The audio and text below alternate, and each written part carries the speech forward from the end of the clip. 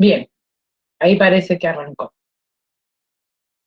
Bueno, hoy vamos a comenzar a presentar o a trabajar la unidad 3. La unidad 3 podríamos decir que sintéticamente o resumidamente podríamos titularla, como ya saben, sexualidad.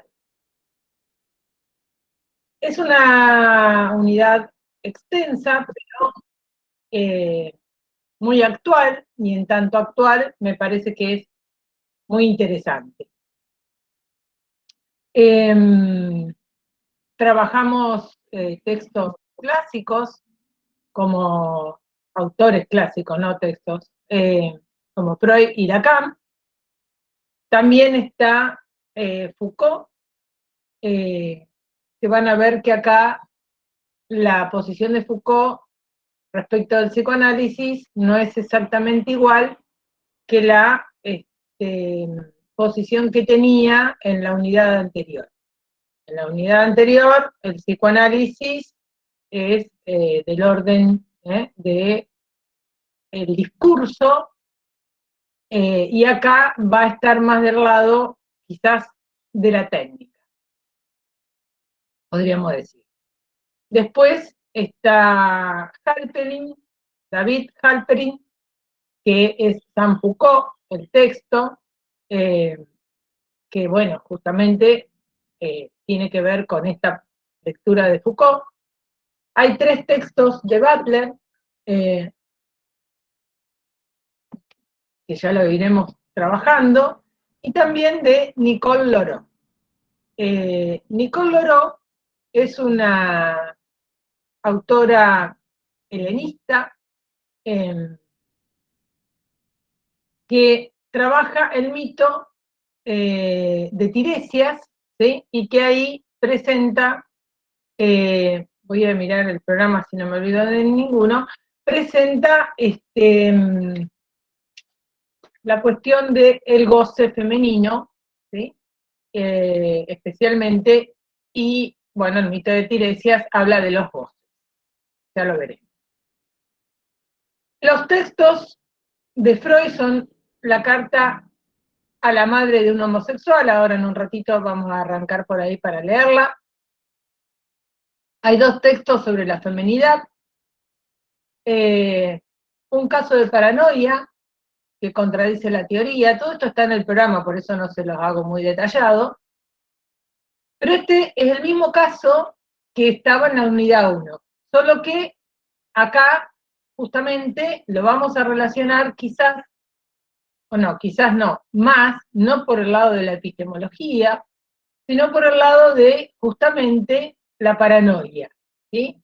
La paranoia y su relación a la madre, que tiene que ver con los textos de Freud sobre la feminidad, ¿sí? De estos dos, el del 31 y el del 33. Entonces este texto ya está más relacionado acá con la relación materna que como se presenta en la primera unidad respecto de las contradicciones o contraposiciones respecto de la epistemología.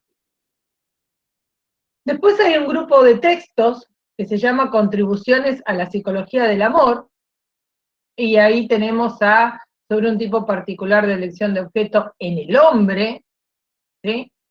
Sobre la más generalizada degradación de la vida amorosa, y tabú de la virginidad. Tabú, siempre uno lo traduce como que estuviera, no, como que de eso no se pudiera hablar, pero en realidad la traducción es prohibición. Así que está prohibida la virginidad. Es al revés de la idea que generalmente esto da. Estos son el grupo de textos de Freud. Hoy vamos a trabajar algunos de estos en su conjunto.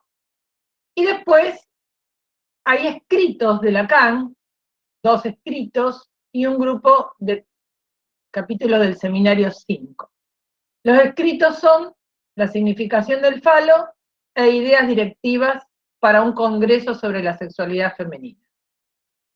Bueno, no sé si alguna vez han leído escritos, los escritos realmente son bastante complejos. es como, creo que en algún momento les presenté a Lacan y, bueno, el grupo de escritos son escritos, no son clases, como son los seminarios, lo cual a veces los escritos lleva a leer muchas clases para poder comprender un escrito. Con lo cual, tiene una escritura muy, muy compleja, muy comprimida, así que bueno, ¿qué va a hacer? En algún momento había que afrontarlos. Si bien detalladamente estos dos lo van a dar en los prácticos, bueno, por supuesto que acá no vamos a poder dejar de mencionarlos. Y después hay un grupo de capítulos del seminario 5 de las formaciones del inconsciente, que es sobre el deseo y el goce, la niña y el falo, las insignias del ideal. A mi entender, me parece que para poder abordar la significación del falo, hay que haber leído muy bien a Freud, al menos estos dos textos sobre la feminidad. Porque ahí hace referencia, quizás a lo mejor no directamente, pero sí hay referencias a lo que va a tomar Lacan en la significación del falo. Entonces, me parece que eso, para entender este texto de la significación del falo, si no pasamos primeramente por estos textos, es mucho más difícil la lectura.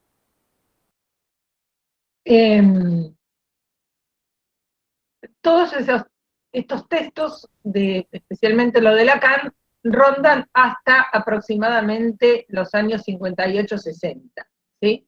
El escrito que presenta de idea directiva, que es de un congreso, es del 60. Bien, antes de entrar exactamente en el tema que yo quería trabajar hoy de la unidad,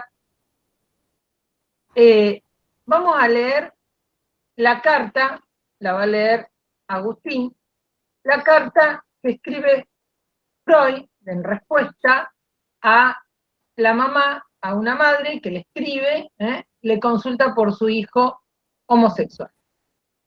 Si la podés compartir, Agus, compartila y léela. Dale, ahora la leo y después primero la comparto si quieren. Por si la quieren ir leyendo. La mando acá en el chat porque es cortita. Sí, quizás es una partir página. imagen. Quizás no pueda partir imagen porque no es operador. Capaz que vos no podés compartir imagen. Bueno, léela nomás, lento y ya está. Pero ahí la copió en el chat, perfecto. Ahí, está en el chat. Bien. Creo que, a ver. Bueno, arranco. Dale. Viena, 9 de abril de 1935. Estimada señora, de la lectura de su carta concluyo que su hijo es homosexual. Me ha impresionado mucho el hecho de que usted no mencione este término en su carta. ¿Me permite que le pregunte por qué lo ha evitado? La homosexualidad no es ciertamente una ventaja, pero tampoco es algo de lo que haya que avergonzarse. No es un vicio ni una degradación, no puede ser calificada como una enfermedad. Nosotros la consideramos como una variante de la función sexual, ocasionada por ciertas deficiencias en el desarrollo sexual. Muchos individuos célebres y respetables de todos los tiempos han sido homosexuales, y varios de los grandes, entre ellos Platón, Miguel Ángel, Leonardo, Da Vinci, etc. Es una gran injusticia perseguir la homosexualidad como se persigue el crimen, y es también una crueldad. Si usted no me cree a mí, lea los libros de Avec Ellis. Cuando usted me pregunta si yo puedo hacer algo por su hijo, entiendo que usted quiere preguntarme si yo puedo suprimir la homosexualidad y poner en su sitio la heterosexualidad normal. La respuesta, en líneas generales, es que no podemos prometer que eso se logre. En ciertos casos, tenemos suerte en desarrollar y potenciar los gérmenes de tendencias heterosexuales que ciertamente están presentes en todo homosexual. En la mayoría de los casos, esto no es posible. Es un problema que depende del grado, forma y cualidad, así como de la edad del individuo. Es imposible predecir los resultados de un posible tratamiento. Lo que el psicoanálisis puede hacer por su hijo no va exactamente por ahí, va por este otro camino. Si su hijo está angustiado o neurótico o atormentado por ciertos conflictos, o si se siente inhibido en su vida social, el análisis podrá aportarle equilibrio y paz mental y hacer de él una persona consciente de lo que es y de cómo es, siga siendo homosexual o no. Si usted quiere que su hijo sea tratado por mí, acérquese a Viena. Yo no acostumbro trasladarme en estos casos. De todos modos, espero su respuesta. Sinceramente suyo, Sigmund Freud. Bueno, así abre esta unidad, ¿no? Con Freud, 1935, muy explícito respecto de la homosexualidad, la aparta totalmente de la cuestión de la enfermedad, claramente divide una elección homosexual de las neurosis o de los malestares que las neurosis puedan traer, que es lo que él le aclara a esta madre diciéndole que, bueno, en todo caso puede hacer algo por sus malestares, sus neurosis o inhibiciones, pero no respecto de la homosexualidad.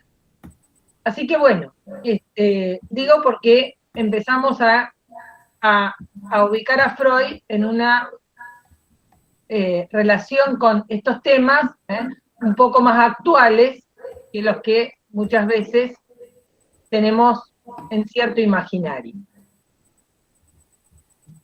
Dicho esto y presentado la carta de Freud, después, si quieren, al final podemos hacer comentarios o preguntas, la que quieran. Vamos a ir ubicando la unidad 3.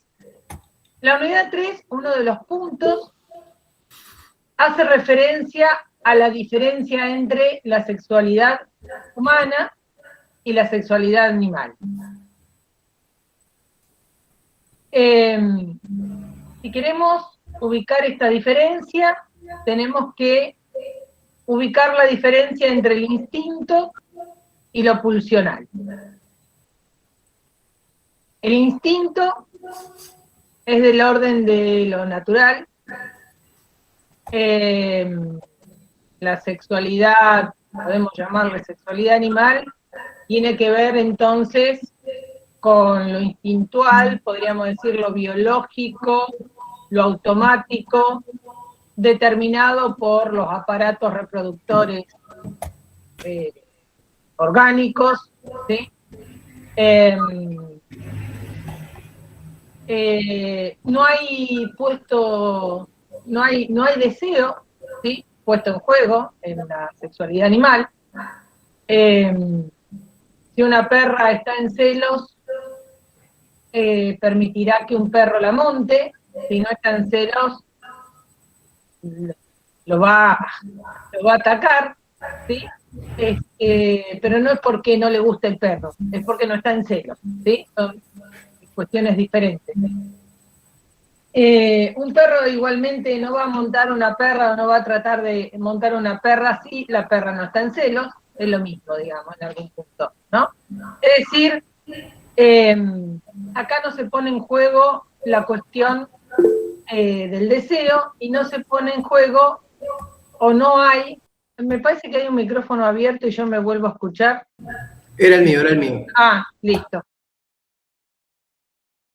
No me gusta mucho escuchar. Yo voy silenciando, no te preocupes. Está bien. Opero de vigilante. Está bien.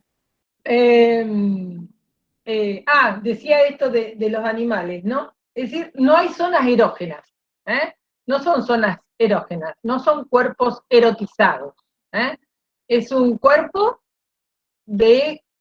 biológico, con un aparato reproductor. La finalidad de la reproducción es el sostenimiento de la especie, no hay fantasías, ¿está?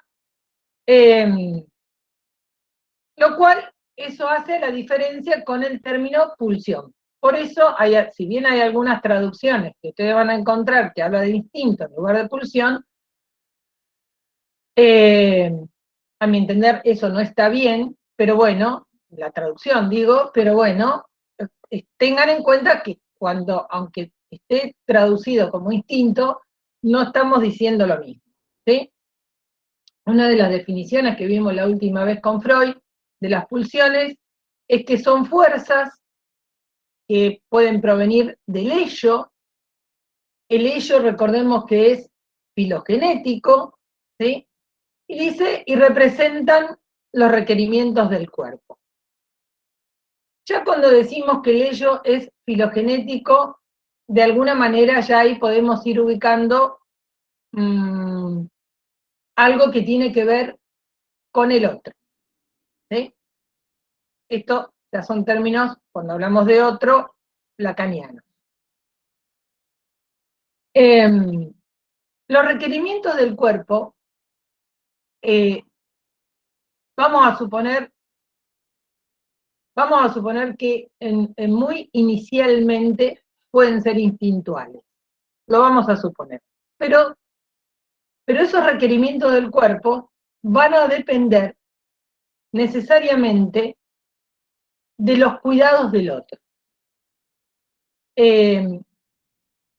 Que a partir de los cuidados del otro, dice Freud, el cuerpo se irá erogeneizando. Por eso el cuerpo va a ser un cuerpo erógeno y no biológico. Esto Freud lo marcaba con la gran dependencia, larga dependencia que tiene el humano respecto del otro para poder vivir.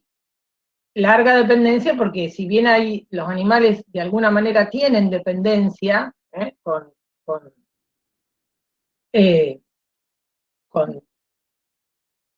sus progenitores, es sumamente acotada, mientras que el humano tiene una larga dependencia en inicio biológica de sus progenitores. Por lo tanto, la madre, o quien haga la función, erogeniza el cuerpo. Y entonces, a partir de la definición de Freud, y con esta aclaración, con Lacan podemos afirmar que la pulsión viene del otro. El otro, alguien ni bien nace, ¿sí? Espera llorar, comer, vivir. Así que la pulsión de vida viene del otro. Bueno, esto muchas veces es muy evidente clínicamente en personas mayores quiero decir, qué sé yo, quiero decir no niños, donde si este impulso vital no está muy presente en el otro, a veces no hay mucho impulso vital luego en el sujeto. Con esto, entonces, estamos ubicando que la sexualidad humana no es natural, ¿sí? No es biológica, no es automática, no es instintual. Y se origina en un mal lugar. ¿Por qué se origina en un mal lugar? Porque los mismos objetos que se encargan justamente de erogenizar el cuerpo, luego son los que ejercen la prohibición. Por eso, la pulsión, a diferencia del instinto,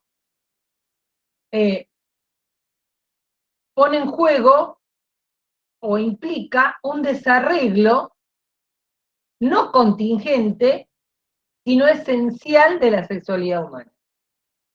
Contingente es que puede o no ocurrir. Por eso este desarreglo no es contingente, porque necesariamente ocurre un desarreglo, ¿sí? Por eso es esencial. Como vimos, la pulsión no se satisface, ¿sí? Completamente, plenamente, pero tampoco se va a satisfacer con un objeto ni natural ni cultural.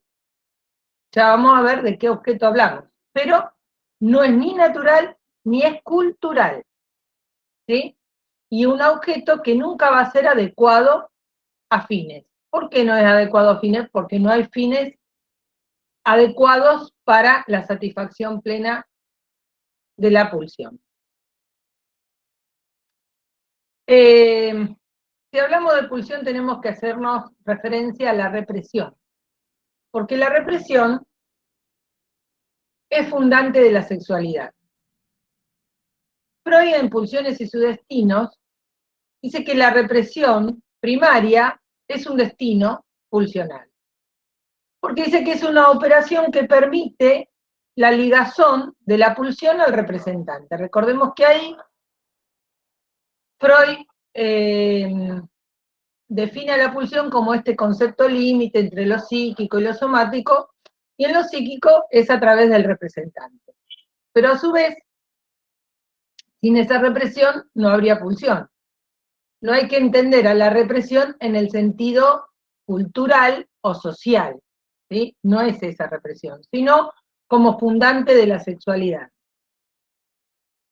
En tanto que se enlaza con el representante, que el representante es fundante del inconsciente. Con Lacan quizás ya hay que ubicar esto en relación al significante, pero lo digo entre paréntesis. Entonces, ese representante, que es justamente del orden de lo reprimido, funda lo inconsciente. Entonces,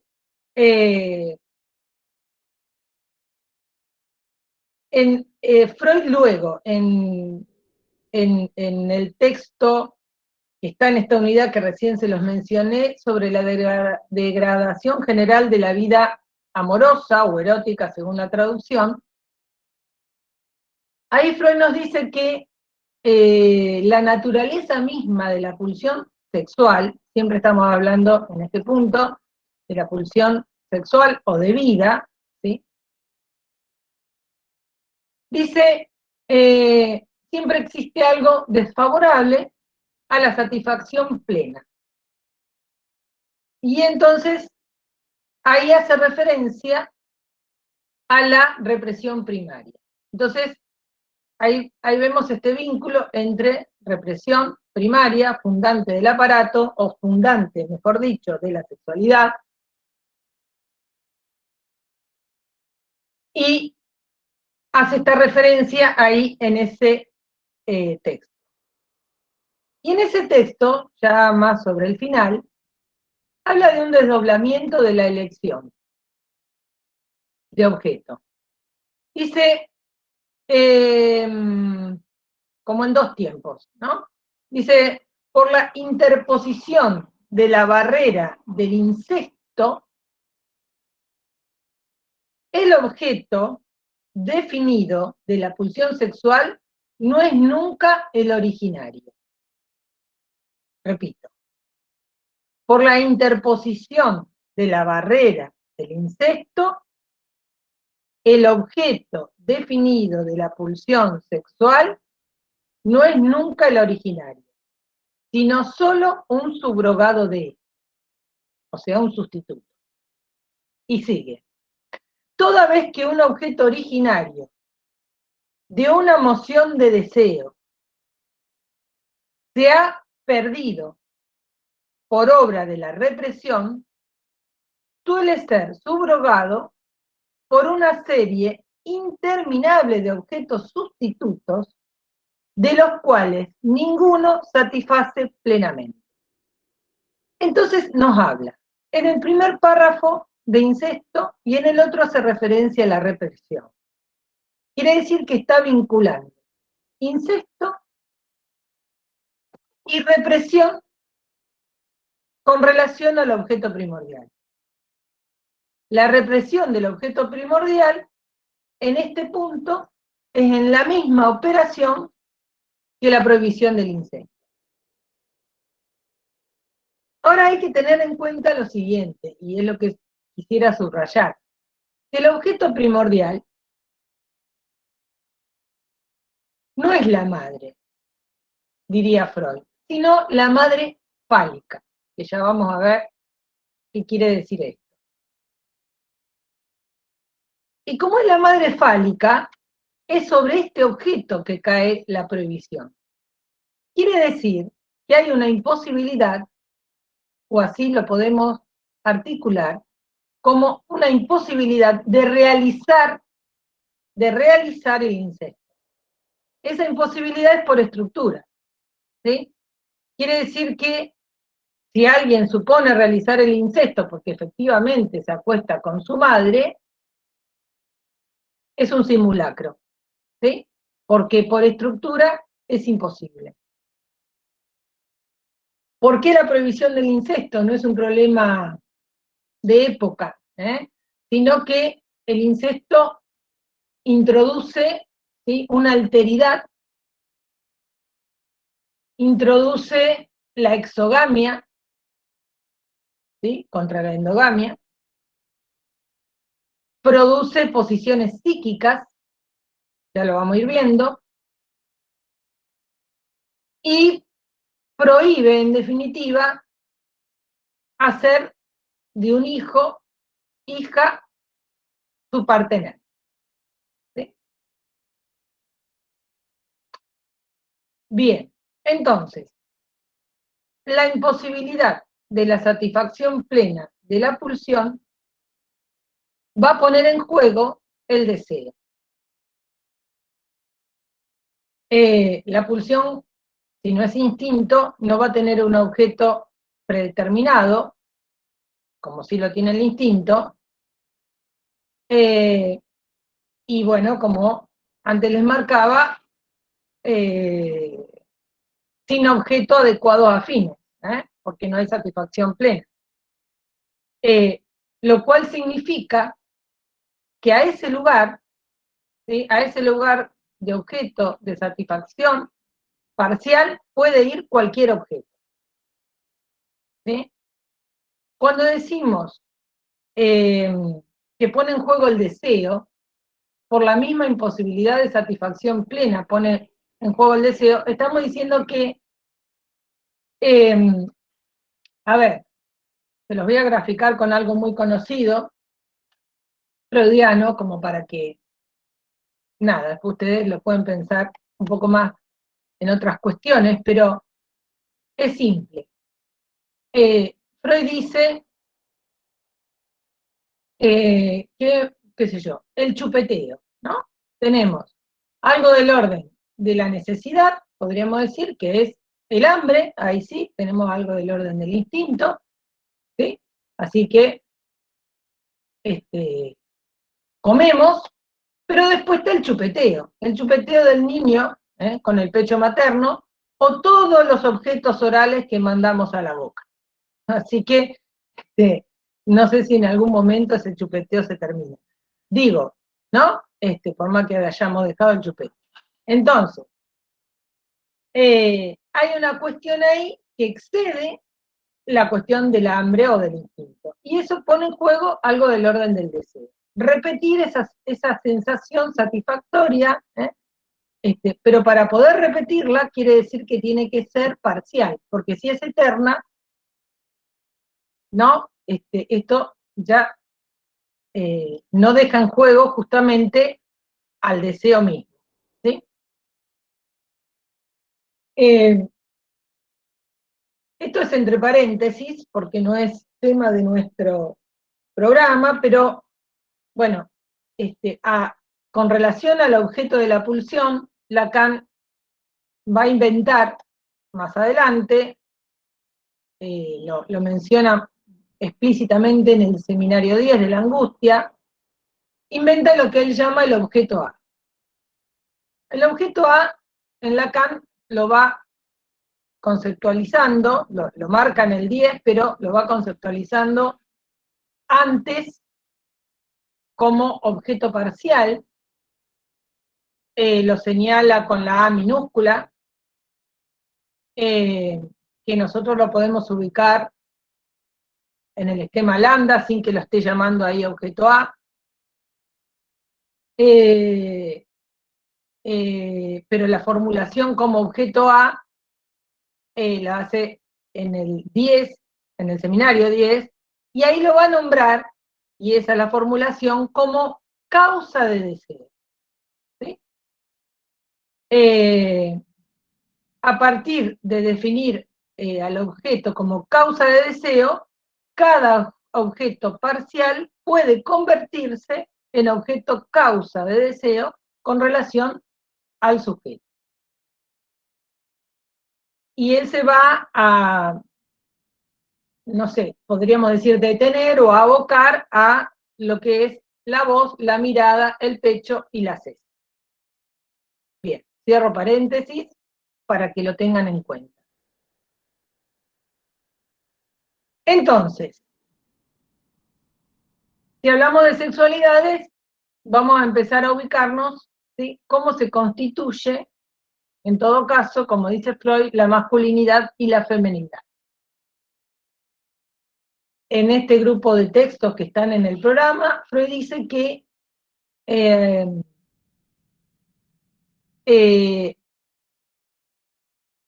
hay un carácter desconocido que la anatomía no puede definir, no puede aprender. Quiere decir que ahí está él dividiendo la anatomía de la masculinidad y la feminidad, ¿sí?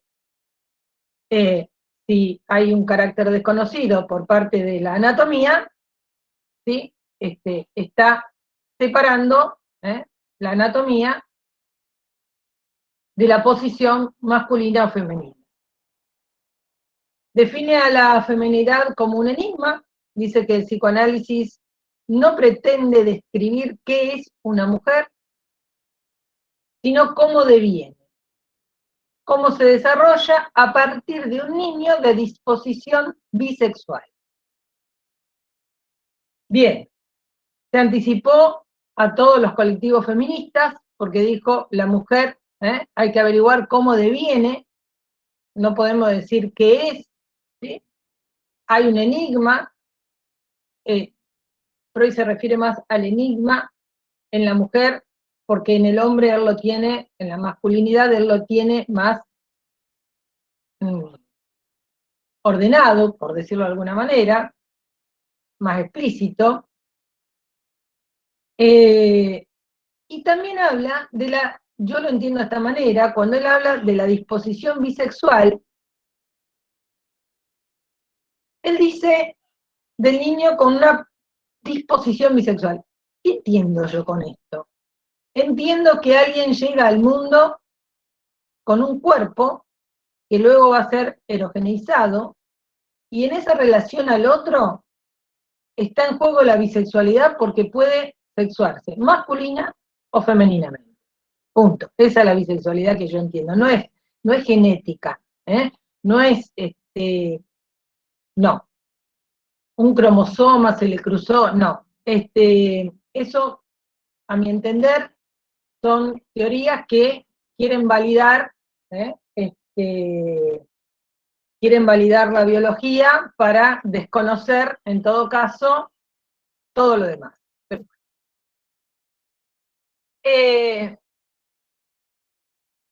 Freud en la conferencia, no, en el texto sobre la sexualidad femenina, también dice, hemos resignado a hallar un paralelismo uniforme entre el desarrollo sexual masculino y el femenino. Quiere decir que las vías de lo masculino y lo femenino, independientemente de la biología, van a ser caminos no uniformes, no paralelos. Esa no uniformidad o disimetría entre varón y niña, o entre masculinidad y feminidad, podemos entenderla con relación a la entrada y a la salida, al trayecto, al tránsito por el complejo de Edipo. ¿Sí? Como alguien, podríamos decir, entra y sale de este complejo, tiene que ver con la posición femenina o masculina. Por eso, tanto en el hombre como en la mujer, esos desarreglos, ¿sí?, que decíamos al principio, se leen, por un lado, a partir de la amenaza de castración en el hombre y la envidia del pene en la mujer. Así lo lee Freud. El hombre, para identificarse a su sexo como hombre, solo puede hacerlo a partir de la amenaza. Y la mujer, para identificarse como mujer, se identifica como tal vía la envidia del pene. El hombre, para identificarse, a ver, vamos por esta vía. La castración, entonces, la castración, no vamos a leerla empíricamente, ¿sí? No es una pérdida empírica, sino simbólica. Diferente a otras pérdidas, porque, por ejemplo, qué sé yo, la pérdida del pecho, cuando la madre ya no le da más la teta, es una pérdida, podríamos decir, empírica, ¿eh? No está mal el pecho, habrá sustitutos, pero el pecho no. Ahora, la castración no hay que entenderla como una pérdida empírica, sino simbólica, ¿sí? Justamente para poder entender su eficacia en la organización sexual infantil, justamente tenemos que remarcar la matriz de ficción simbólica, del orden simbólico que tiene la castración. Entonces, el pene, podríamos decir, es el órgano que soporta ese juego de tener o no tener. ¿Sí? Lo podríamos representar en ese órgano. Por eso es el órgano que permite leer el cuerpo del otro y registrar una diferencia que en principio es entendida como lo tiene o no lo tiene.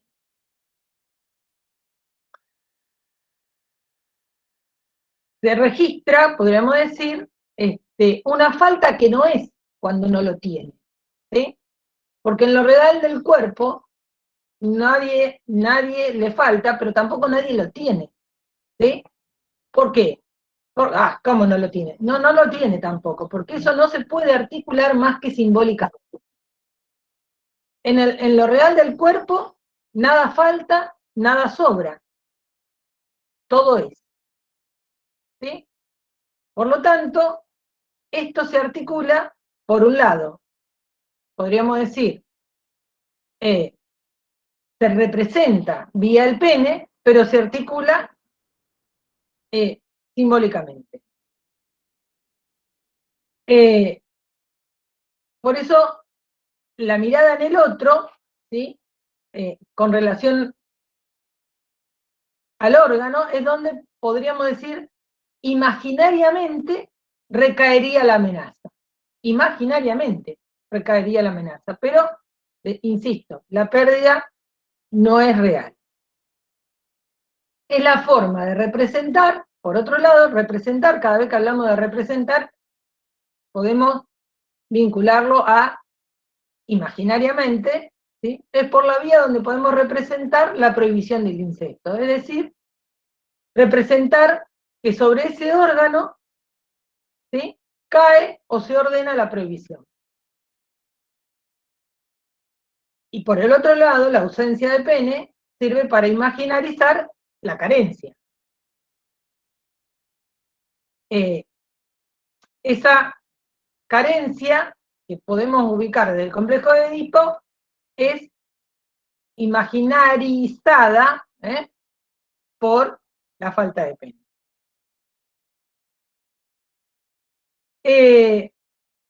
Pero esa carencia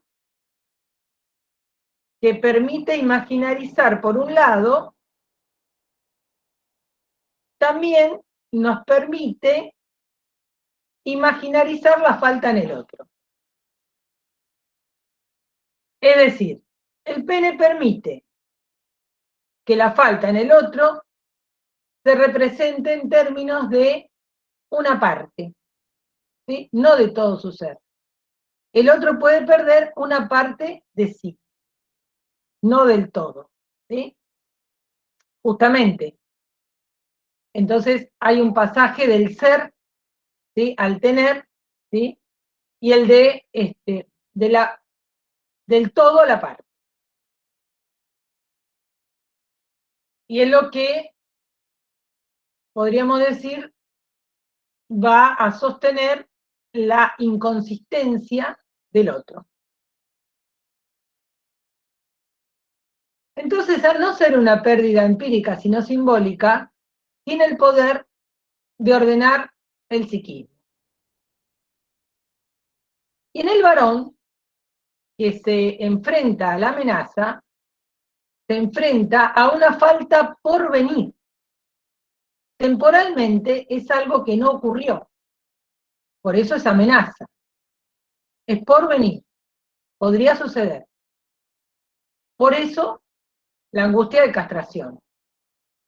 Mientras que en la feminidad, cuando se enfrenta a la falta, ella ya está consumada, ya ocurrió, ¿sí?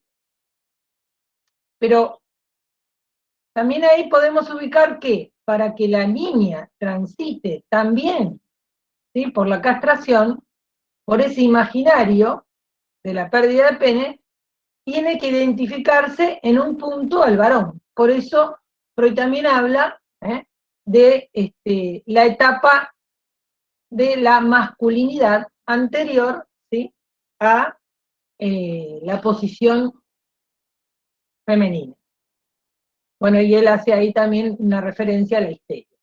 Pero bueno, esos pasos están muy concretos y definidos en los textos de Freud, que lo pueden leer.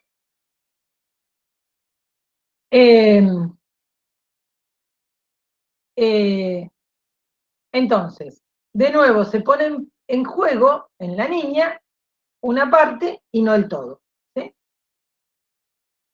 Por lo tanto, en este punto podemos decir que la castración lo que permite a la sexualidad humana es acceder a lo simbólico, o al humano en general, más que a la sexualidad también, es acceder a lo simbólico. Por eso la relación a la falta, ¿sí?, va a ser simbólicamente ya no al pene, sino al falo. La manera simbólica o la manera de simbolizar la falta es a través de la falta fálica. A ver, Freud habla de pene, aunque ya vamos a ver que también habla de madre fálica, o sea que ahí el falo es un invento freudiano, la premisa universal del falo es freudiano, pero Lacan, con el significante, despeja claramente el órgano del significante o el órgano del falo. Entonces, Lacan va a hablar del falo como significante de la falta. Nosotros podemos agregar del otro. Así tanto, entonces, en el hombre como en la mujer, conforman su cuerpo con relación al falo. Y, según esta relación al falo, cómo se relaciona con el otro sexo.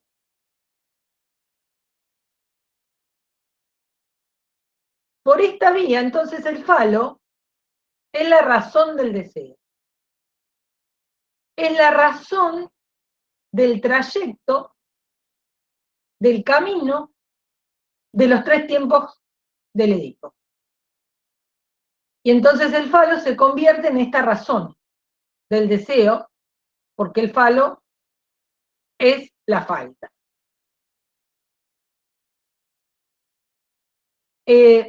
Profe, ¿podés volver a explicar eso?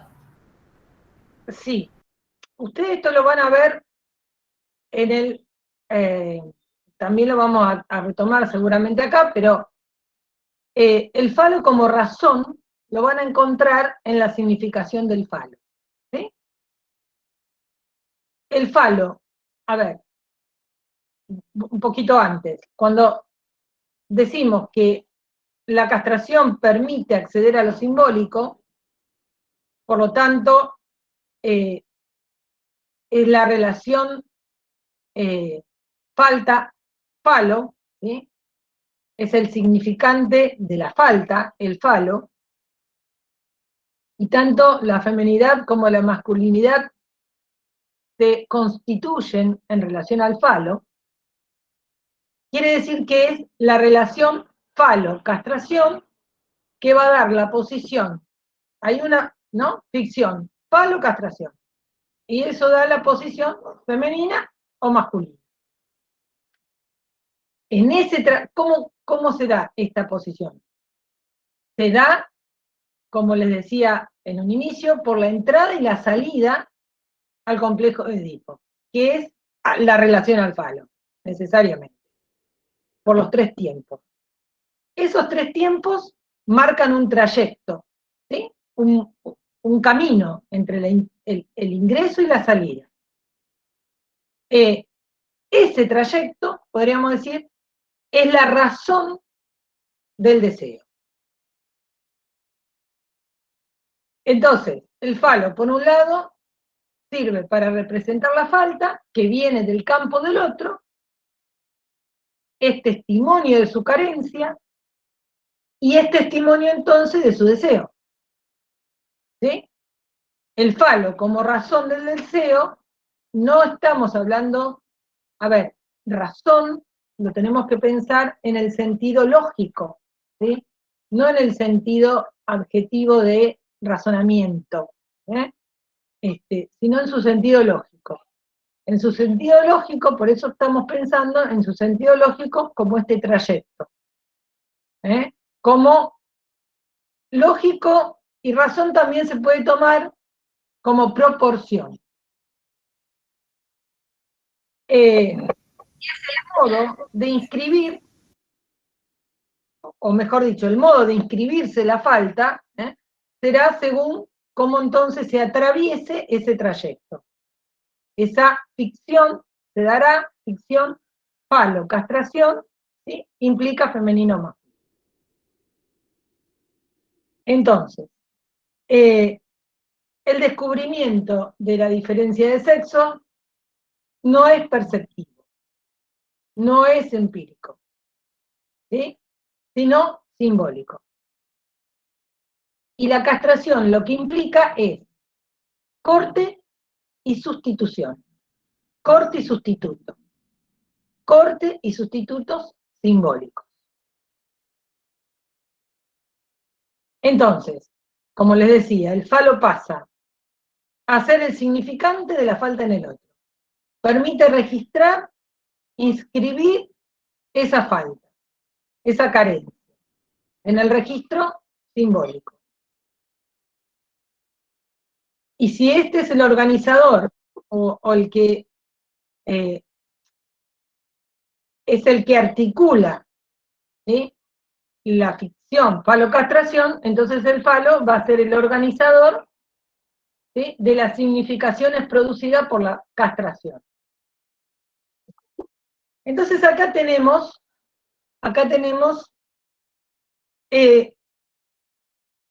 una diferencia que también van a encontrar en la significación del falo, que es la diferencia entre significante y significación del falo. El falo, como significante de la falta en el otro, ¿sí?, permite inscribir esa falta, inscribir esa carencia. Ahora, como va a ser el organizador, ¿sí?, de esa inscripción, digámoslo así, va a producir significaciones. Pero ahí entonces ya no estamos, cuando estamos en las significaciones, son significaciones, ¿sí?, producidas por la castración vía el significante falo, pero ya no está en la función significante, sino en la significación. ¿Sí? Por lo tanto, no es lo mismo significación que significante. Insisto, esto está muy puntualmente en la significación del falo. Lacan hace esa la vamos a ver en los prácticos y en los teóricos, pero una cosa es el significante y otra cosa es las significaciones de eso. Entonces, el significante sí es el organizador de la sexualidad. Y en este punto, entonces, podríamos decir que el falo cumple una función de lazo entre sexualidad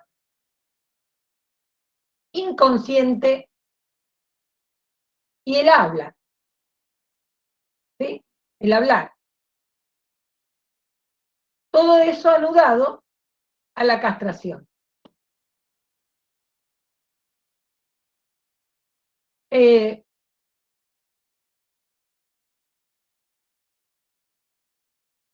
Ahora vamos a ubicar un par de cuestiones más puntuales. La falta en el otro, podríamos decir, se despliega en dos momentos o sentidos. Decíamos que la falta en el otro posibilita o da lugar al deseo. El falo, el significante como razón.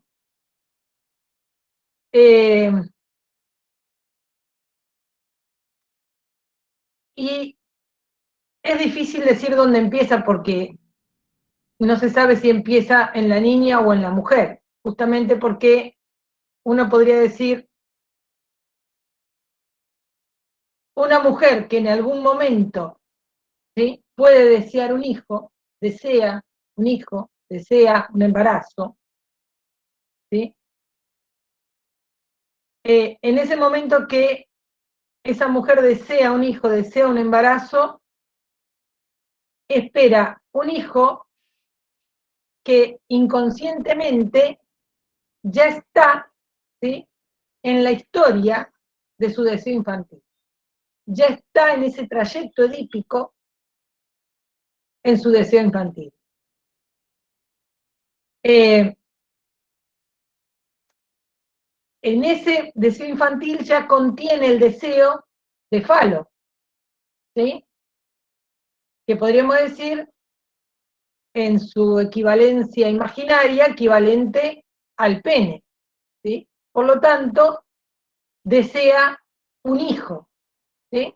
Primero será un hijo del padre, luego, vía la prohibición del incesto, será corte y sustituto, será con algún otro. Que en la mejor de las veces, ese otro sea el lugar de un padre para un hijo. Entonces va a desear un hijo como sustituto, dice Freud, del pene del padre. Esto podemos ubicar ahí el primer tiempo del Edipo, y ahí, ese primer tiempo, podemos ubicar a la madre fálica. Yo les decía que es difícil pensar el origen, porque el origen, cuando nosotros pensamos en la madre fálica, no podemos separarlo o separarla de la niña, ¿sí? Es decir, su deseo en ese momento, puesto en juego, pero ya en una realidad de ser madre, no en el juego de serlo, su germen está, ¿sí?, en esa niña, así que, y esa niña entiende a su madre como fálica. Bueno, Lacan es el que formula deseo de la madre, que no es lo que la madre quiere, ¿sí?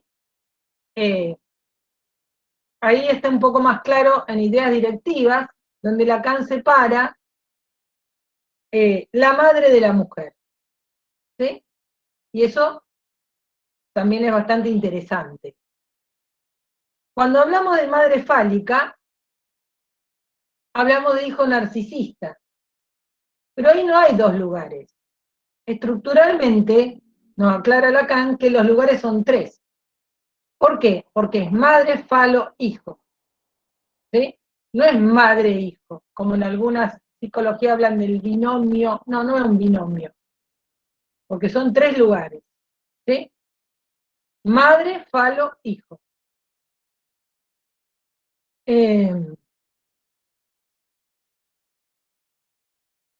Y justamente la carencia, ¿sí?, es la que lleva a generar sustituciones, y en función de esas sustituciones,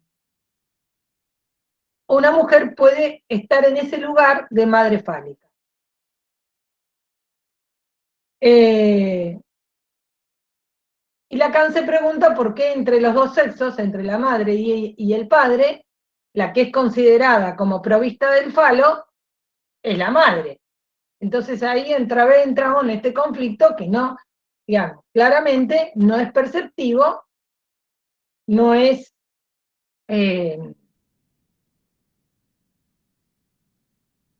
no es el cuerpo real, ¿sí? Sino que tiene que ver con esta cuestión de lo simbólico. Entonces, ¿qué querrá decir? Y esto lo presenta primero Freud, después lo retoma Lacan en estos textos que les mencionaba. Freud habla de madre fálica. ¿Cómo explicar madre fálica?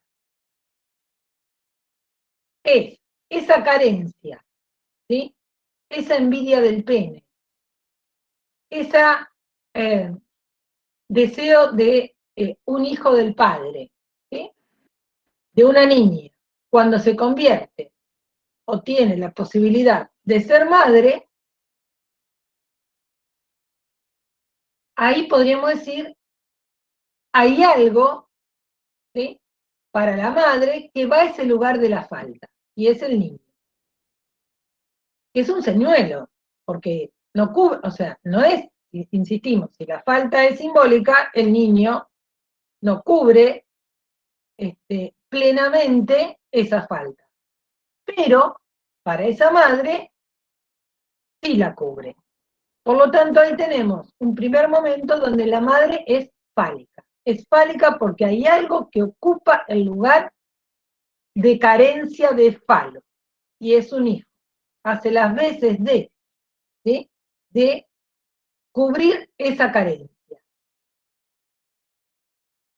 Por eso a veces, ¿no?, cuando hay una madre recién, que recién tuvo su niño, y bueno, no sé si está acá la Caro, pero podría darme un par de testimonios, recién tuvo su niño, y más si es primerizo,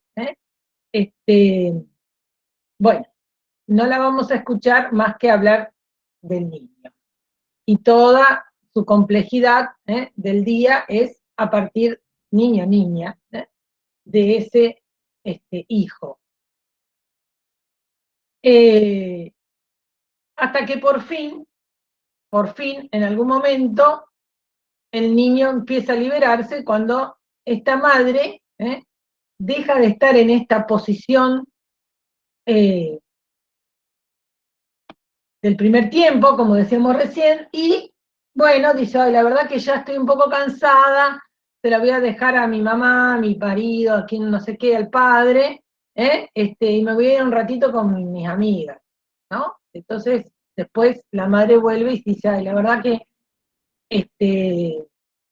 me sentí tan mal, porque me sentí culpable de haber tenido ganas de dejarlo, pero qué feliz que fui, o sea, ¿no? Aparecen esas contradicciones entre la culpa, pero está esa otra posición, que por un lado, si bien es muy bueno que aparezca en la primera posición la madre fálica, porque si no ese niño o niña no es deseado, no es alojado, no es es decir, la madre ante todo es receptora, y todo el tiempo cuando hablo de madre, estoy más pensando en la función que en la biología, que si nosotros nos separamos eso, bueno, tenemos un montón de complicaciones, ¿verdad? Es decir, hay que separar la biología de la función, que es lo que presentamos desde el inicio. Pero digo, ese primer momento está muy bien que así sea, que la madre sea fálica, porque hay algo que ocupa ese lugar de falo para esa madre. Pero también es muy bueno que ocurra que esa madre deje de posicionar a su hija o hijo en ese lugar de falo. ¿Por qué? Porque si no está en el lugar de objeto. ¿Sí? Y para que ese hijo o hija salga de ese lugar, la madre debe mirar hacia otro lado. Que, bueno, en el Edipo podríamos decir esa terceridad que sería el padre, que en términos de Lacan ya no es una terceridad, sino un cuarto lugar, porque dijimos que está madre, palo, hijo, y sumamos al padre, así que son 4, ¿sí? No 3, como lugares estructurales, porque siempre está en juego justamente el significante de la falta. ¿Sí? Si esto se obtura, no circula más el deseo. ¿Sí? Por eso mismo tiene que funcionar como falta, como carencia. La carencia hace que se vuelva a desear, si no, hay detención del deseo. ¿Sí? Cuando hay detención del deseo, que queda, digámoslo, para que se entienda como anudado o coagulado en un objeto determinado, ya no estamos en el andarivel del deseo, sino que pasamos al andarivel del gozo, que no es que es mayor placer, todo lo contrario. ¿Sí? El placer circula por la pulsión de vida, por la pulsión sexual y por el deseo, no por el gozo. El goce es una detención del deseo, es una fijación. Así que bueno, eso lo vamos a ver un poquito más con Lacan y el seminario 5. Pero quería volver, quería volver a la cuestión de la madre fálica. Es la madre que desea un hijo, ¿sí?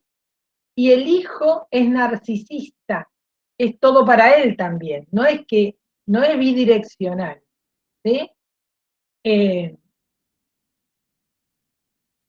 Ella es la amante y él es el amado, no en este primer momento. Cuando esta madre ya sale de este primer momento y requiere que, vamos a decirlo en estos términos, vuelva a funcionar la falta, vuelva a circular el deseo, ya ahí pasamos a otro momento. El niño, por supuesto, va a seguir siendo niño, niña, a lo mejor lo más importante en su vida, pero no lo único. No está taponando este deseo. ¿Está? Entonces, ahí tenemos otro tiempo. Otro tiempo para la madre, otro tiempo para el padre, pero también para este lugar de hijo. Y entonces ahí es donde el hijo, la hija, pueden descubrir, ¿sí?, la falta en la madre. Pueden descubrir, ¿sí?, la castración en la madre. ¿Y cuál es la castración en la madre? ¿Que no tiene más pene? Volvemos a lo mismo.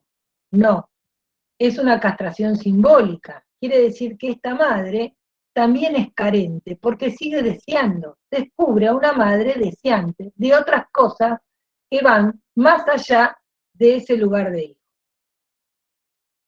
¿Sí? Entonces, cuando descubre que esta madre es carente, desea más allá de este lugar, no es más fálica, ahí tenemos dos rumbos, por decirlo de alguna manera. Aquel que se va a ir a identificar al padre para no estar carente, pero se enfrenta con esta amenaza por venir, ¿sí?, y aquella que se reconoce ya consumada, la castración. Si ella está castrada, yo también lo estoy. ¿Sí? Al descubrir, dice Freud, la niña la castración en la madre, se reconoce castrada.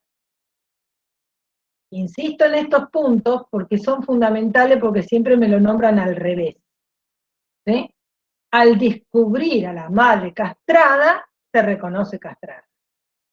O se dirige al padre. Esto define, por eso le decía que el trayecto define, ¿sí? La razón del deseo y define la posición masculina o femenina. ¿Sí?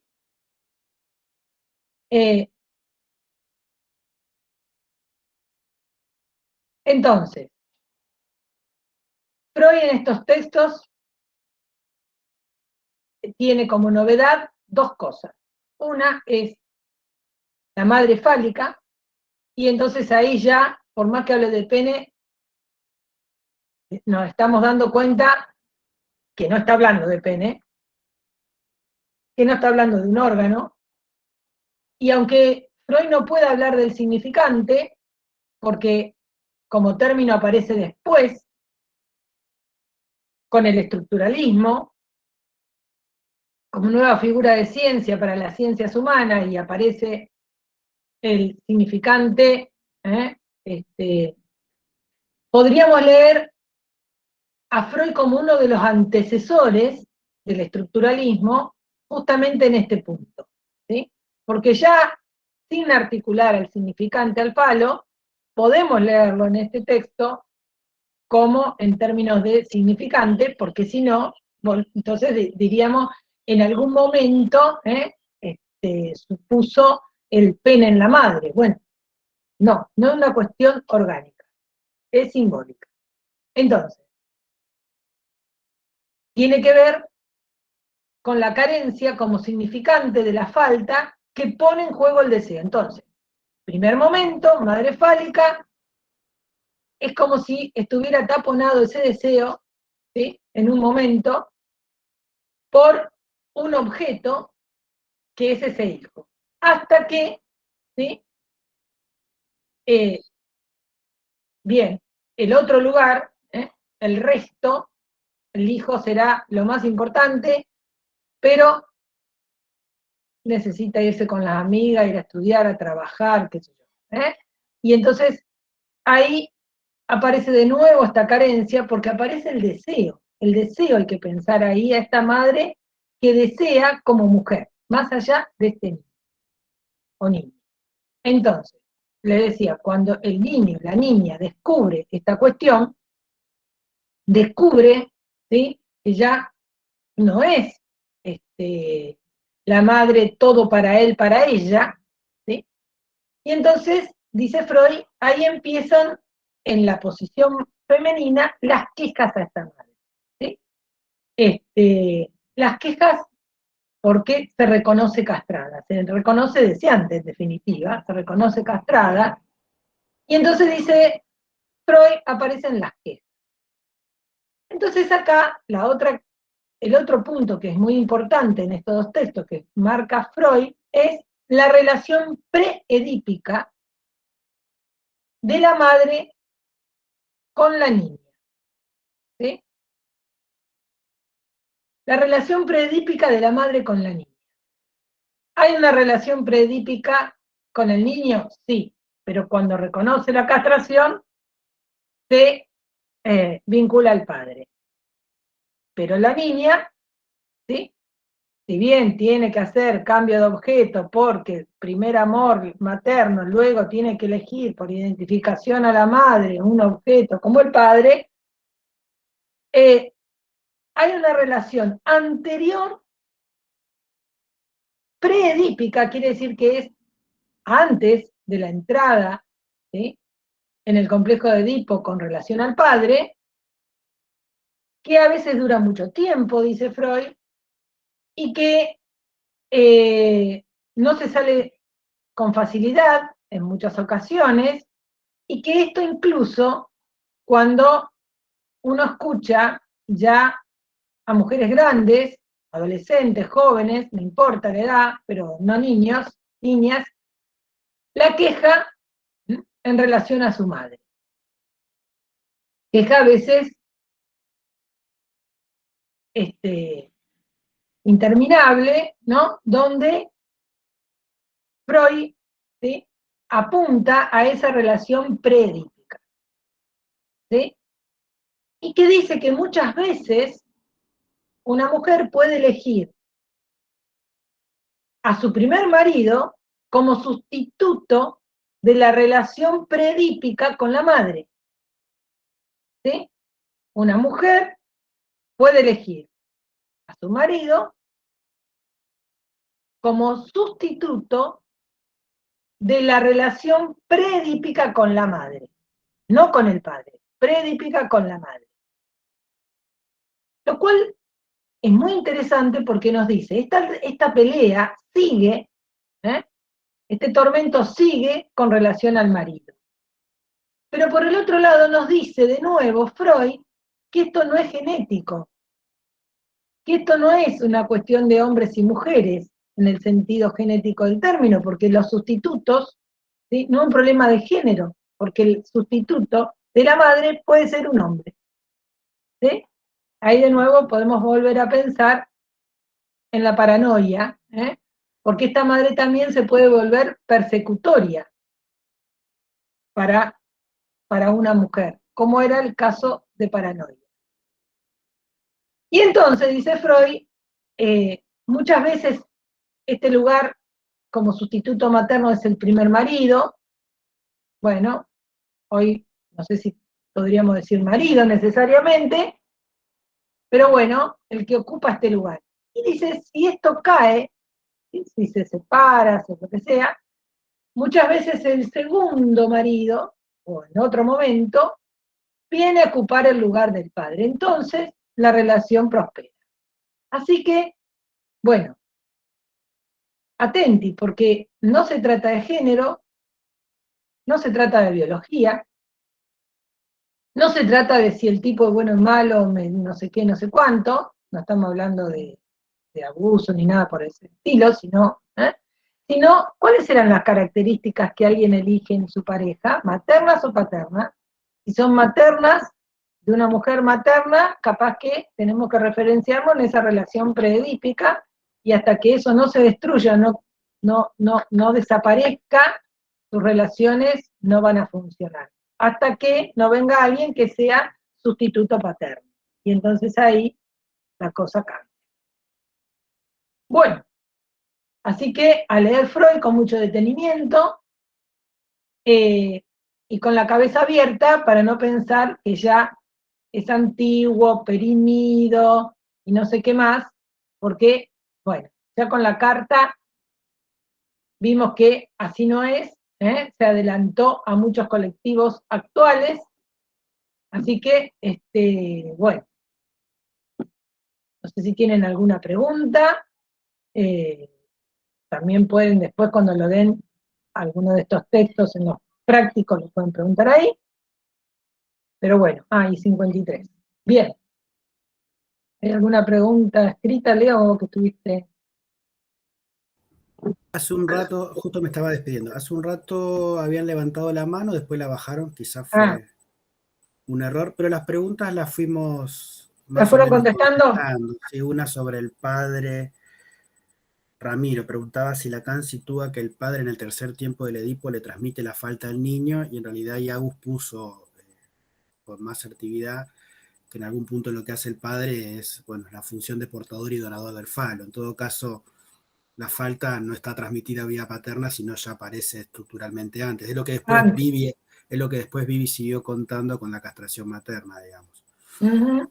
Y después, ajustar esto del inconsciente o la sexualidad, la posición sexuada devenida de lo inconsciente y la asociación al lenguaje, que también fue respondida. Bueno, eso está mencionado, no fue desarrollado, así que vamos a ver si lo desarrollamos en algún teórico o video corto. Y eso viste, en los prácticos con la significación del falo tiene que se va a ir trabajando. abordarse.